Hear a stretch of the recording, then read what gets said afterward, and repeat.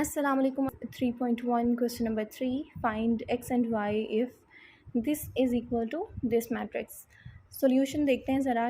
मैंने ये मैट्रिसेस लिखे हुए हैं। तो जब दो मैट्रिसेस इक्वल होते हैं, ठीक है, आपने याद रखना है, जब दो मैट्रिसेस इक्वल होते हैं, ठीक है, तो इसके जो एलिमेंट्स हैं वो भी इक्वल होते हैं। मतलब फ़र्स्ट एलिमेंट इक्वल है इसके फर्स्ट एलिमेंट के, सेकंड एलिमेंट इक्वल है सेकंड एलिमेंट के।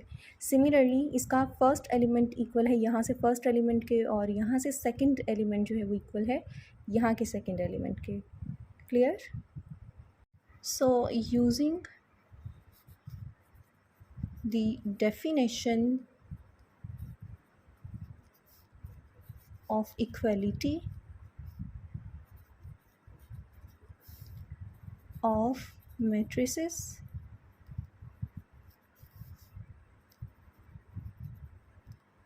वी हैव, मतलब इक्वलिटी ऑफ मैट्रिसेस, ठीक है, इक्वलिटी ऑफ मैट्रिसेस। फिर क्या अप्लाई होगा कि फ़र्स्ट एलिमेंट इक्वल है फर्स्ट एलिमेंट के। तो चूँकि हमें एक्स और वाई चाहिए, तो हम किस कौन कौन से एलिमेंट्स को लेंगे, इसको और इसको, क्योंकि इनमें एक्स और वाई मौजूद है, ठीक है। सो फर्स्ट देखते हैं x+3, इसका फर्स्ट यहाँ से first, which implies that x is equal to 2। अब ये +3 है, ठीक है, इक्वलिटी के दूसरी तरफ अगर हम लेकर जाएंगे तो ये -3। So 2 - 3 which is equal to -1। And क्योंकि अभी तो हमने सिर्फ इसको इक्वल लिया था, इस एलिमेंट को, अब ये वाला भी तो है ना, ठीक है, तो ये है 3y - 4, और यहाँ से ये सेकंड है तो यहाँ से ये second, which is equal to 2। So 3y is equal to 2 - 4, और यहाँ पे जब इक्वालिटी के दूसरी तरफ होगा तो +4। इधर आप लिख लें विच इम्प्लाइज दैट 6। हमें y चाहिए, तो यहाँ पर जो 3 है ये y से मल्टीप्लाई हो रहा है, ठीक है। जब दूसरी तरफ जाएगा तो क्या करेगा, इक्वल के दूसरी साइड पे डिवाइड होगा। So we have 3 × 2 = 6। क्लियर? यहाँ पर ये x है और यहाँ पर ये y। क्वेश्चन नंबर 3 का सेकंड है this is equal to this, और यहाँ पर फिर से हमें x और y की वैल्यूज़ चाहिए। तो यूजिंग द डेफिनेशन ऑफ, इसको भी वैसे ही सॉल्व करेंगे जैसे फर्स्ट किया है, इक्वालिटी ऑफ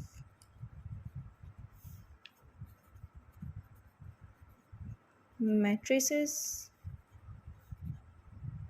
वी हैव। इसको हम इक्वल लेंगे फर्स्ट एलिमेंट y के, x+3 is equal to y, and this is equal to 2x। 3y - 4 is equal to, ये सेकेंड है तो इसका ये सेकेंड जो है वो 2x है।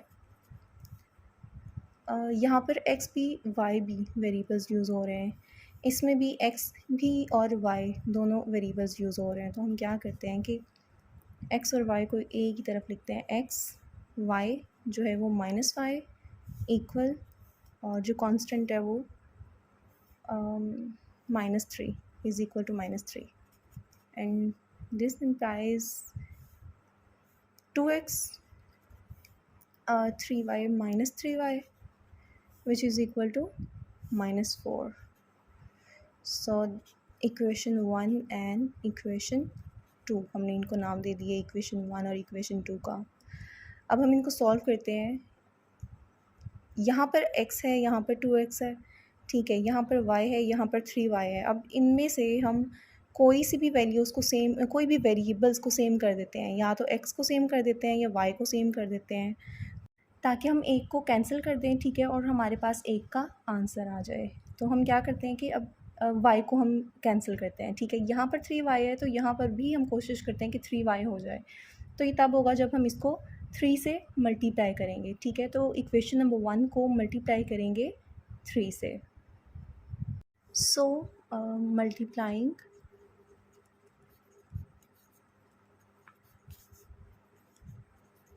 equation 1 by 3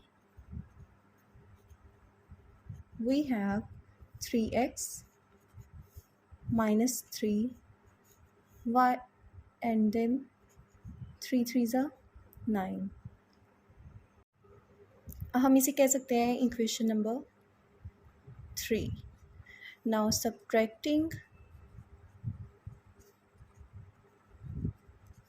equation 2 from 3. Equation 3 में से इक्वेशन 2 को हमने सब्ट्रैक्ट कर देना है. ठीक है, इक्वेशन 3 में से करना है. 3x minus 3y is equal to minus 9 है. और किसको करना है सब्ट्रैक्ट? इक्वेशन नंबर 2 को. 2x minus 3y minus 4. और जब सब्ट्रैक्ट करते हैं तो साइन जो है वो चेंज हो जाते हैं. ठीक है, अगर ये प्लस है तो ये माइनस, माइनस है तो प्लस, अगर ये माइनस है तो ये साइन प्लस. ठीक है, तो यहाँ पर y का माइनस 3y और प्लस 3y कैंसिल, बाकी है हमारे पास x. 3x minus 2x x which is equal to plus minus minus 9 में से 4 निकाल दें 5 और 9 के साथ माइनस है तो यहाँ पर भी माइनस. ठीक है जी, तो हमारे पास आ गया है x is equal to minus 5. अब x का जो आंसर है, ठीक है, वो हम ये जो हमारे पास ओरिजिनल इक्वेशंस थी, इक्वेशन नंबर 1 एंड 2, हम इनमें से किसी में भी ऐड करेंगे तो हमारे पास y का आंसर आएगा. ठीक है, तो हम ऐड कर देते हैं इसको इक्वेशन नंबर 1 में.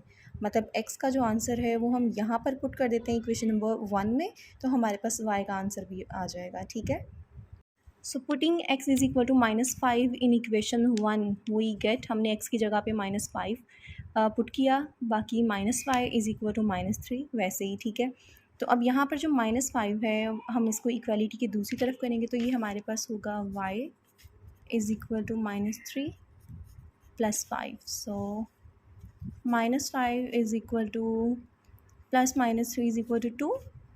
माइनस से हम दोनों तरफ मल्टीप्लाई करेंगे. ठीक है, तो ये प्लस y एंड ये माइनस 2. सो हमारे पास x की वैल्यू भी आ गई और y की वैल्यू भी.